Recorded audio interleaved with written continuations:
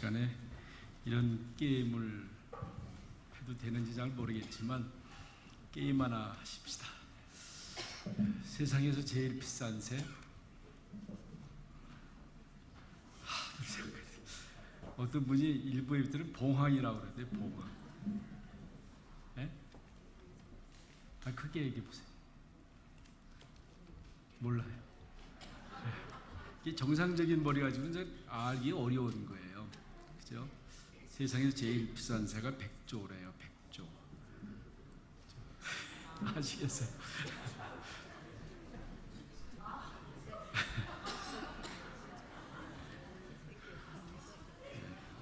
이제 알으셨어요? 또 하나 할게요. 또 하나. 형하고 아우고 막 싸움하고 있는데 9편 만드는 세상이 있대요. 그죠? 우리 집에서 그랬죠. 되게 형하고 아우하고 싸우면 형만 야단 맞고 9편 만들죠. 무슨 세상이에요? 예? 아까 그거는 일부는 금방 알던데. 예? 형편없는 세상이래. 장모님, 형편없는 세상. 그죠? 울다 끝은 세상. 울다가 울음이 멈춘 세상을 뭐라 그래요?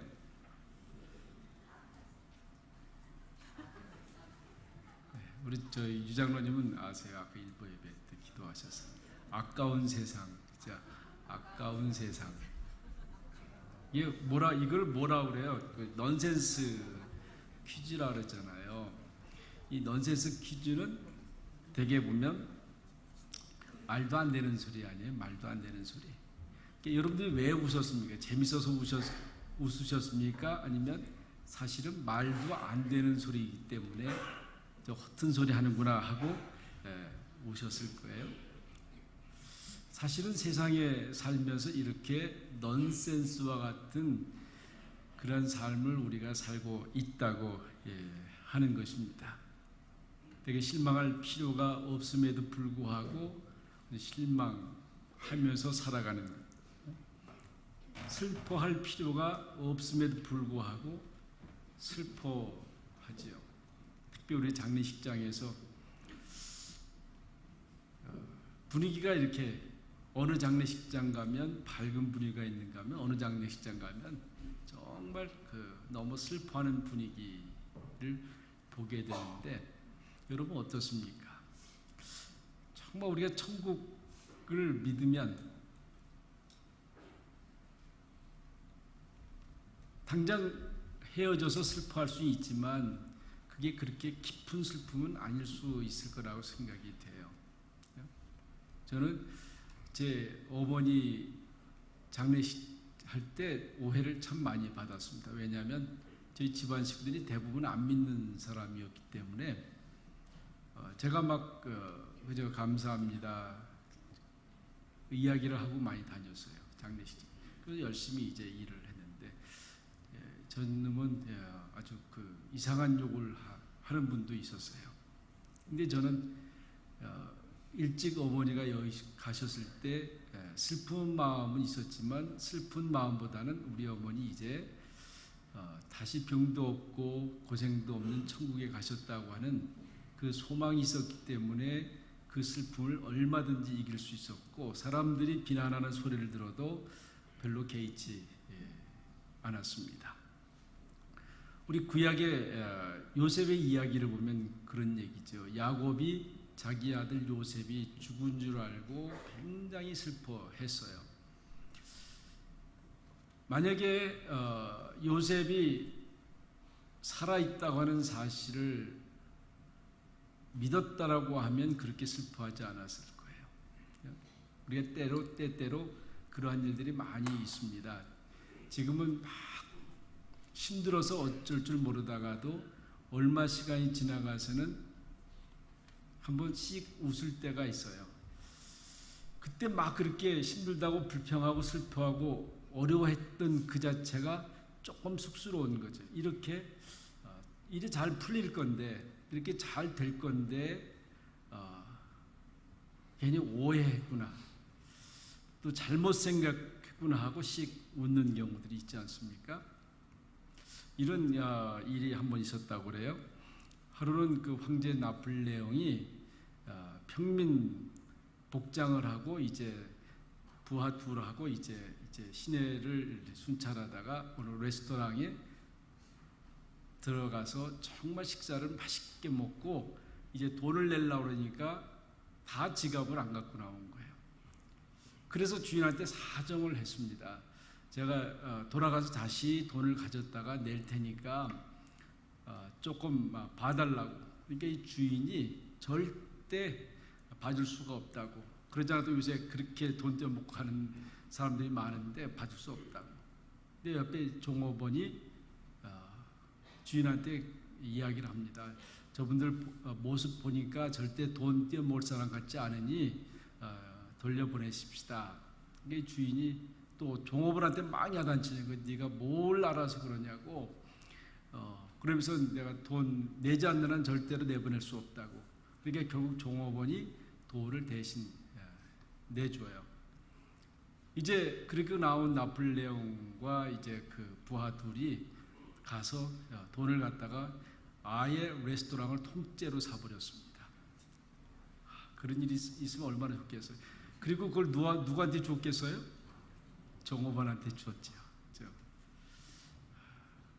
이런 꿈을 많이 꾸고 살아요. 그런데 종업원처럼 그렇게 하기가 쉽지 않죠. 사실은요.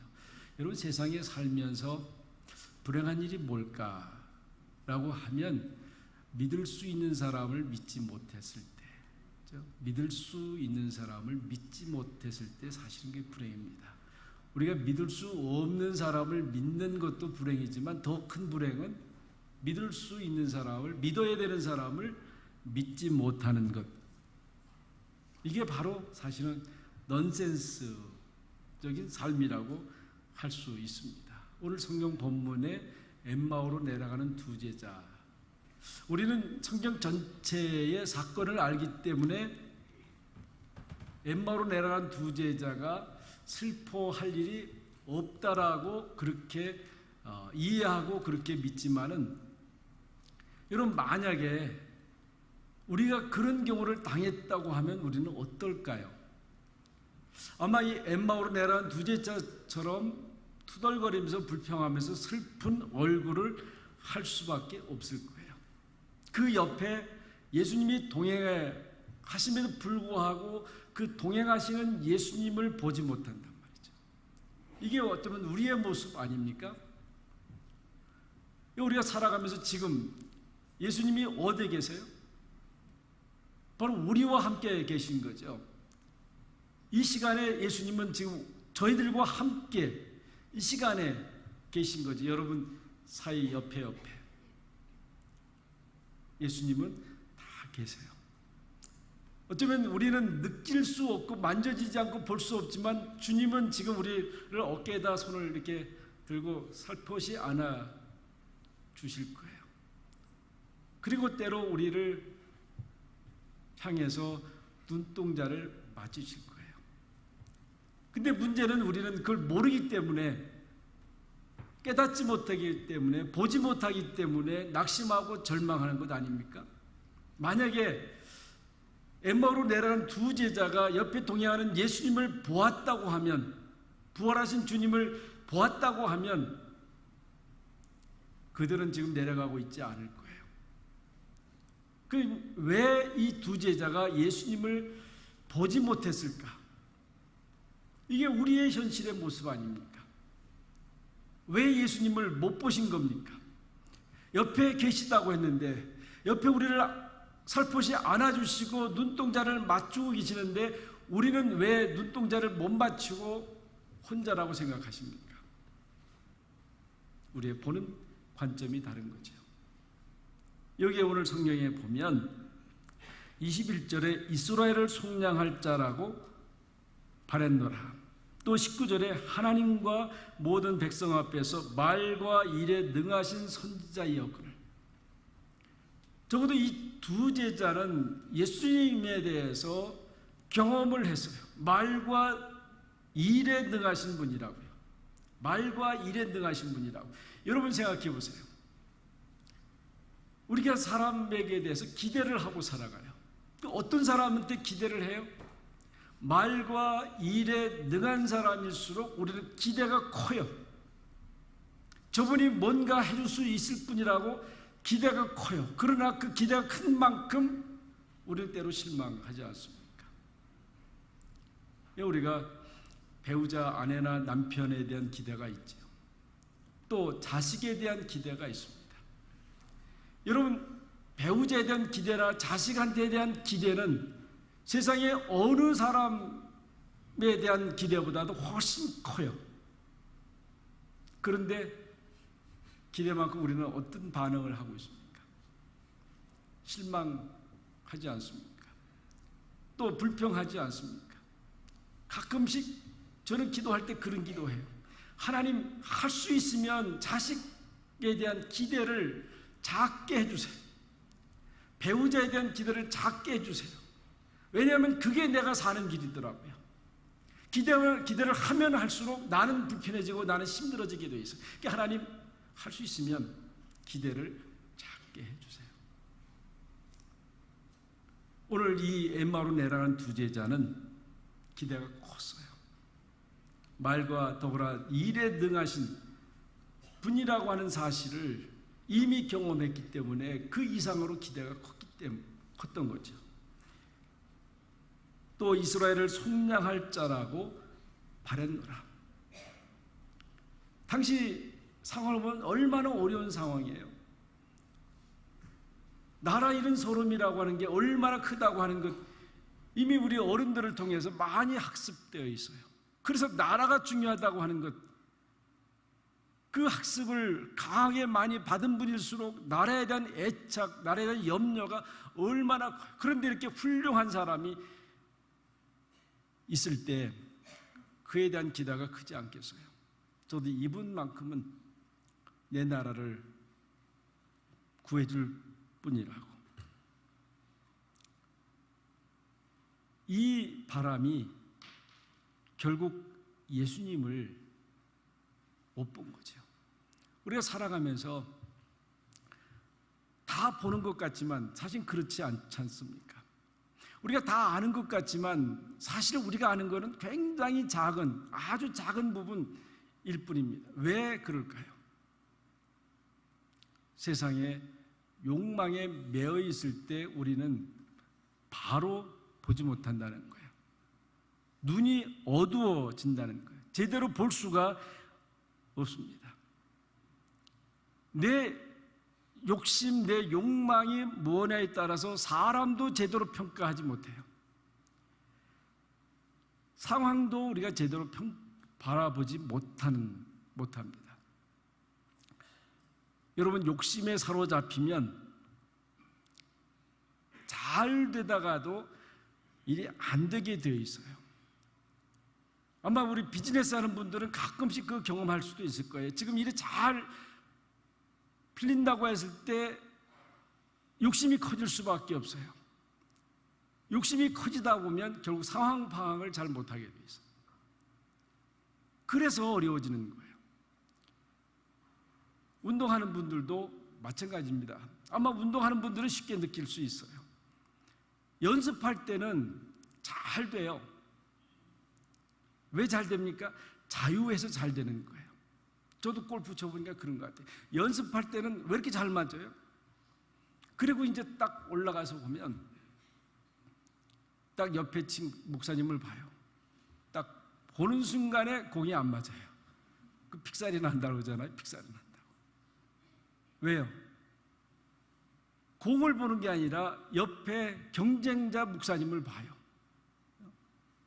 그리고 내기 할 때하고 내기 안 할 때하고도 다르더라고요. 내기, 커피 내기라도 할까 싶으면 확실히 안 돼요. 왜 그렇습니까? 그거에 매이기 때문에 볼 것을 제대로 못 보기 때문에 그런 거예요. 어떠한 일이라도 자유로운 가운데 해야 자기 실력을 발휘할 수 있다고 하는 거예요. 오늘 성경에 보면 속량할 자로 바랬노라 그런 말이에요. 바랬다 그랬어요. 바랬다. 이 말도 참 중요해요. 여러분, 바랬다고 하는 말이 뭐예요? 소원을 얘기하지 않습니까?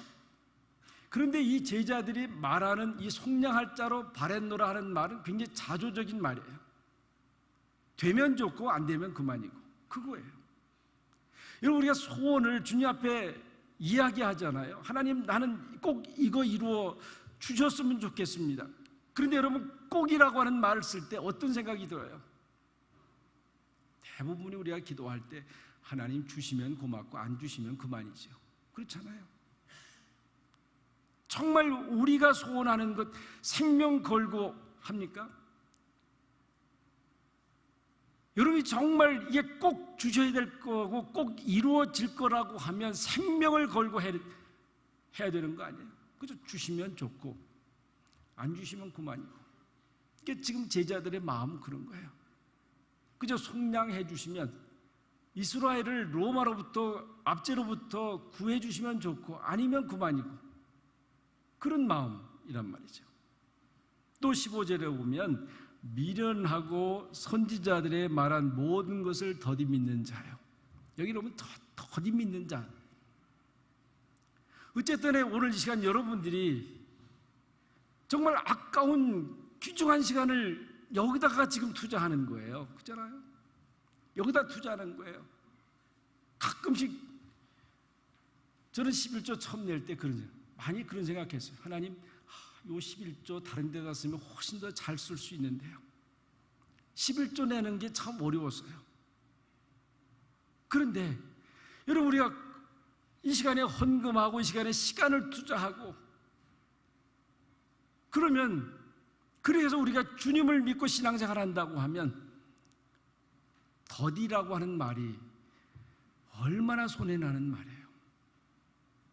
이왕 믿을 것 따지고 믿지 말고요. 그냥 믿으면 되는데 우리는 자꾸 따져요. 그러다 보면 더디 믿는 사람이 돼요. 지금은 요새 형광등이 질이 좋아서 요새 형광등도 스위치 누르면 바로 불이 들지만 옛날에는 형광등이 그렇지 않았어요. 스위치 누르면 한참을 깜빡깜빡 하다가 불이 들어와요. 정말 답답해서요. 그래도 백열 전구보다 형광등이 전기도 적게 들고 나중에 보면 더 환해서 형광등을 이제 많이 쓰게 되는데, 옛날에 사람을 욕할 때 저 사람은 형광등 같은 사람이다. 형광등 같은 사람이다. 여러분, 그런 욕 들어보셨어요? 어떤 사람을 형광등 같은 사람이라고 욕했어요? 엉덩이가 무거운 사람, 뜸한 사람, 그죠? 행동이 빠르지 못한 사람, 이런 사람을 형광등 같은 사람이라고 말을 했어요. 여러분, 그냥 적어도 교회 나오면 여러분, 그러세요. 여러분 생각과 경험, 지식으로 판단하지 마시고 그냥 믿으세요. 그냥 믿으세요. 믿고 난 다음에 결과를 보세요. 여기 지금 제자들한테 예수님이 더디 믿는 자들이요 그래요. 어떻게 보면 사실은 굉장히 조롱조 얘기예요. 그렇죠? 우리는 그런 얘기 들지 마십시다. 그냥 믿으면 그냥 화끈하게 믿고 아니면 아니고. 또 26절에 보면 이런 말씀이 있습니다. 그리스도가 이런 고난을 받고 자기 영광에 들어가야 할 것이 아니냐, 그렇게 해요. 그리스도가 고난을 받고 자기 영광이 들어갈 것이 아니냐 하는 말은 적어도 성경을 보았으면, 성경을 제대로 봤으면 너희들이 이러지 않을 건데 성경을 제대로 보지 않았다라고 하는 그런 얘기예요. 성경 구약을 제대로 읽었다고 하면 이미 메시아가 고난을 받는다고 예언되어져 있음에도 불구하고 고난에 대해서는 전혀 생각하지 않았다. 예수 믿는 여러분, 고난 없는 영광은 분명하게 없어요. 고난을 피해가서 영광을 받을 수 있는 길은 이 세상에 어떤 경우라도 없다고 하는 것을 알아요. 우리가 고난은 유익이라고 하는 말은 써요. 고난이 얼마나 귀하다고 하는 것도 우리가 알아요. 그러나 고난을 자초해서 고난을 당하기를 원하는 사람은 아무도 없어요. 그럼에도 불구하고 고난이 없는, 십자가의 죽음이 없는 부활은 절대로 있을 수 없다고 하는 것을 아셔야 돼요. 하늘의 미랄이 땅에 떨어져 죽지 아니하면 많은 열매를 맺을 수 없느니라. 아무리 많은 열매를 맺고 싶어도 내가 죽지 아니하면 열매를 맺을 수 없다고 하는 이 말씀입니다.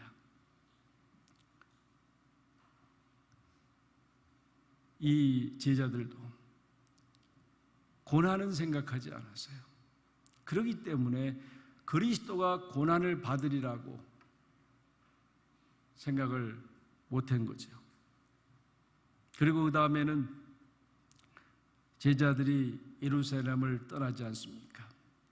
예루살렘을 떠나서 이제 엠마오로 자기 고향, 우리 말하면 한 10km 떨어진 고향으로 이제 내려가요. 이 예루살렘이라고 하는 것은 굉장히 상징적 의미가 있습니다. 제자들이 3년 동안 예수님을 열심히 따라다녔어요. 자기 일을 하면서 따라다닌 게 아니에요. 자기 식구를 챙겨가면서 예수님을 따라다닌 게 아닙니다. 그냥 다 버려둔 거예요. 어떻게 보면 지금 자기 직장 버려두고 자기 가족이 어떻게 사는지 상관없이 3년을 예수님한테 투자를 했어요. 얼마나 대단한 투자입니까? 저는 그런 생각해요.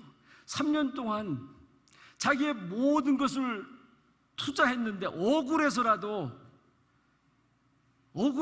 도대체 왜 일이 이렇게 된 건지 고민도 해보고 다시 파악도 해보고 그래야 되지 않겠어요? 어떻게 예수님이 죽었다는 이야기를 듣고 바로 예루살렘을 떠날 수 있겠습니까? 전 여러분이 세상 살아가면서 우리가 사업에 성공할 수도 있고 실패할 수도 있어요.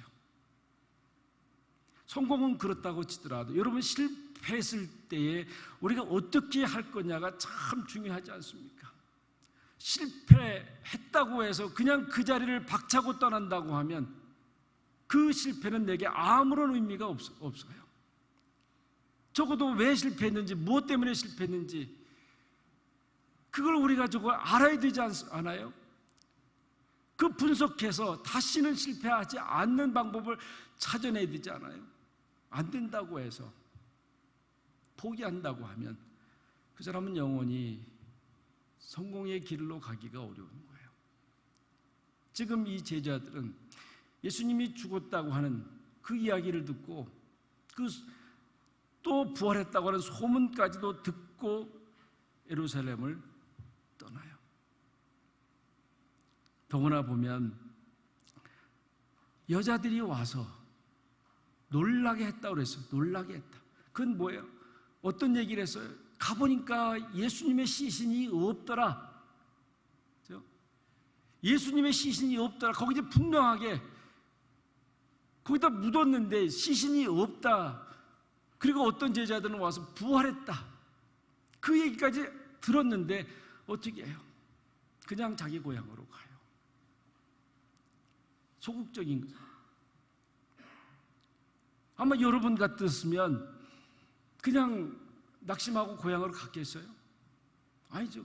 그래도 한번 가보자 이제. 무덤에 한번 가보자. 내 눈으로라도 정 확실하게 똑똑하게 확인해보자. 한번 가볼 거 아니겠어요?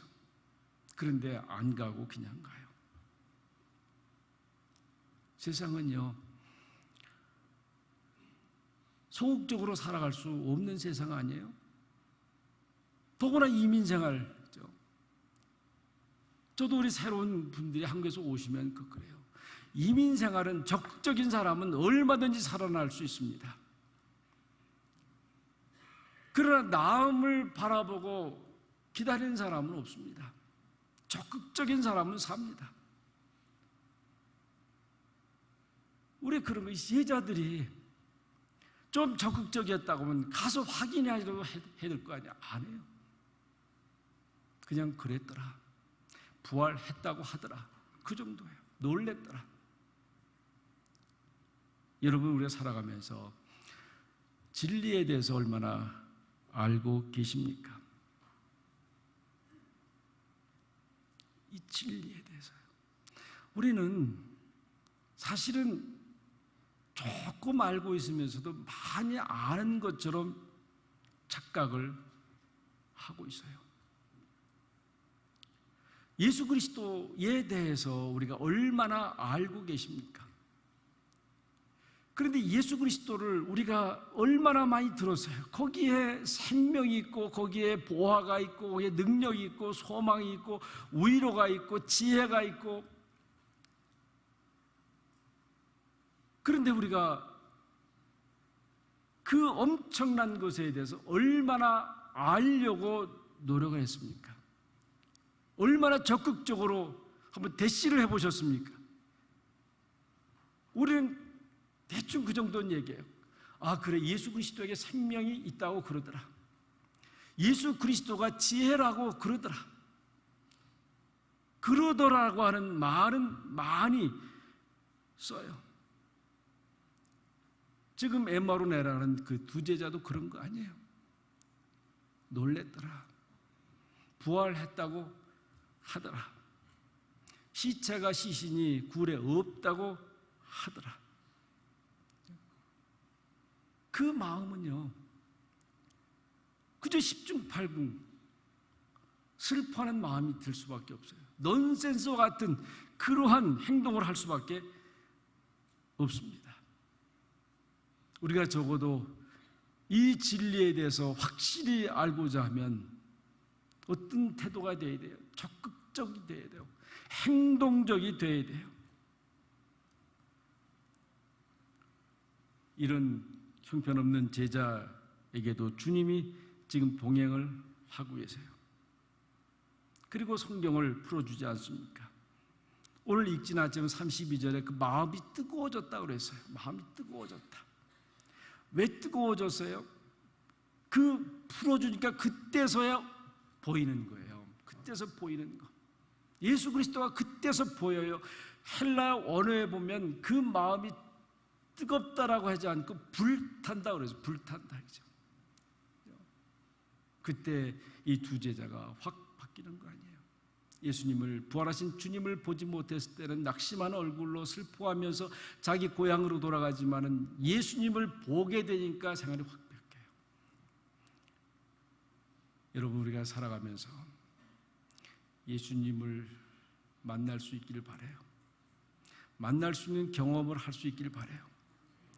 이 두 제자는 바로 그 순간에 바로 발길을 예루살렘으로 돌려서 확실한 예수님의 산 부활의 증인이 되는 것을 보게 됩니다.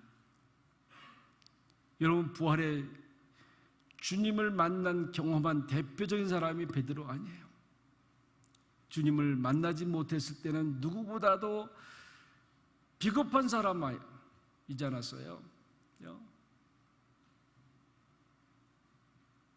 아마 저는 인간적 도리로라도 그렇게 이야기하기는 힘들었을 거예요. 어떻게 저주 부인하고 저주했. 그래도 3년 동안 동고동락을 한 자기 제자인데 그냥 허무하게 죽었다고 해서 어떻게 그렇게 할 수 있을까? 인간적 도리라도 그렇게 할 수가 없을 거예요. 그런데 베드로는 그렇게 하지 않아요. 왜 그렇게 할 수밖에 없었어요? 그분의 사람됨의 문제가 아니라 부활하신 주님을 경험하지 못했기 때문에 우리는 얼마든지 그렇게 될 수 있는 가능성이 있어요. 그런데 부활하신 주님을 만났을 때 어떤 모습이 나와요? 3장에 보면 양문 곁에 앉은 절름발이가 있었어요. 한진맹이가 딱 그 보자마자 마음이 뜨거워진 거 아니에요? 그래서 뭐라고 그래요? 내게 은과 금 가진 것은 없지만 나사렛 예수 이름으로 걸어라. 그게 자기의 머리로 했겠어요? 자기의 의지로 했겠어요? 자기 경험으로 했겠어요? 그게 아니잖아요. 그냥 부활하신 주님과 함께 하니까 그냥 그대로 나온 거예요. 아마 저는 그런 생각이 들어요. 베드로가 이 말을 해놓고도 우리가 지난 토요일날 어제도 말씀 봤지만은 자기가 무슨 말을 했는지 모르더라. 자기가 무슨 말을 했는지 모르더라. 그런데 어떻게 됐어요? 앉은 뱅에 뻘떡 일어났어요. 누가 더 놀랬겠어요? 누가 더 놀랬겠어요? 앉은 뱅이가 더 놀랬겠어요? 아니면 요한하고 베드로가 더 놀랬겠어요? 아마 그 순간에 기절하지 않은 게 다행이지요. 도대체 평생 앉은뱅이로 거지로 사야 될 사람이 뻘떡 일어났을 때 아마 베드로가 더 먼저 놀랐던 것 같아요. 그랬을 것 같아요.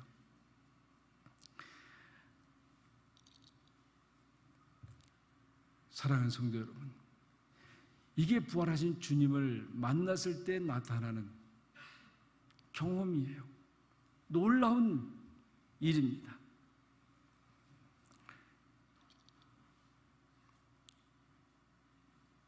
바로 베드로가 그걸 경험하고 난 다음에 로마 백부장이 만나자고 그랬을 때 자기 유대인의 그 모든 문화적 한계를 뛰어넘어요. 왜요? 부활하신 예수 그리스도 앞에서는 그 수천 년 동안 내려온 유대 문화의 틀에 얽매이지 않아요. 그리고 고넬료 백부장을 만나지 않습니까? 이것이 바로 베드로의 기독론이에요. 베드로가 그리스도를 어떻게 고백하느냐 하는 거예요. 바로 그 예수님은 저기 멀리 계신 주님이 아니고 바로 지금 나와 함께 살아서 곁에 계시는 주님이라고 그렇게 고백하는 거예요. 추상적인 주님이 아니시고요. 살아서 우리와 함께 동고동락하는 주님인 것을 그렇게 고백해요. 베드로가 부활하신 예수님을 만나고 난 다음에 어떤 생각을 했을까? 아마 그 마음 가운데서는 그랬을 거예요. 이제 이대로 죽어도 요한이 없습니다. 여러분 그런 고백하십니까? 살아계신 부활의 주님을 한번 만나기만 하면 나는 그저 이 자리에서 이대로 죽어도 요한이 없습니다. 죽음에 대해서 완전히 자유한 거죠.